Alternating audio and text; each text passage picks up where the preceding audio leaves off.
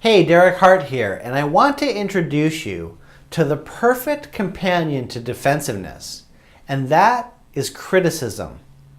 Criticism is so subtle that if it's happened to you in the past, you might often feel that your partner is criticizing you, even if they're communicating clearly, even if they have no intention of criticizing you. But the hurt of criticism leads to more defensiveness and then back to more criticism. It's really common. Let's look at our conversation again. Because of their history of criticism and defensiveness, Jennifer and Michael have a very sensitive overreactivity to each other.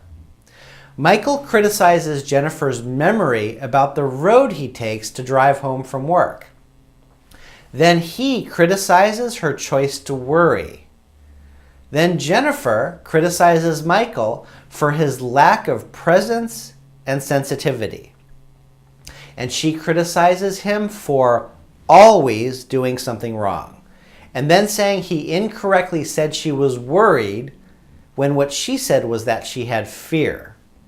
Now, I believe it was reasonable to use the word worry instead of fear, but their sensitivity to each other at this point causes them to escalate into arguing.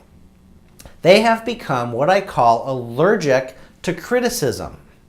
They believe criticism will happen even when it's just slightly implied.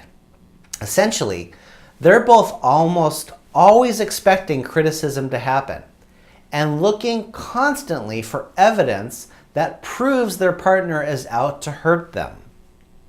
To begin recognizing how to stop criticism, you want to begin telling your partner the truth about it. This is a process you must both participate in. What's very tricky here is that you can get to the point where you can barely hear each other when telling the truth. When one of you says you feel criticized, your partner might then respond and say that they're feeling criticized, and then you're both wrapped in criticism. Take a moment and become aware if you have an allergy to criticism in your relationship. If one of you says something like, "Did you remember our anniversary this weekend?" Is that now a question that makes you feel criticized about your loyalty, your lack of showing love to your partner, and your poor memory? Try to map this over to the real issues you argue about.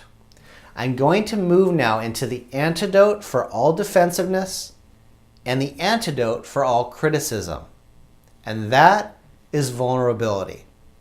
Join me in the next video and we'll start discussing vulnerability.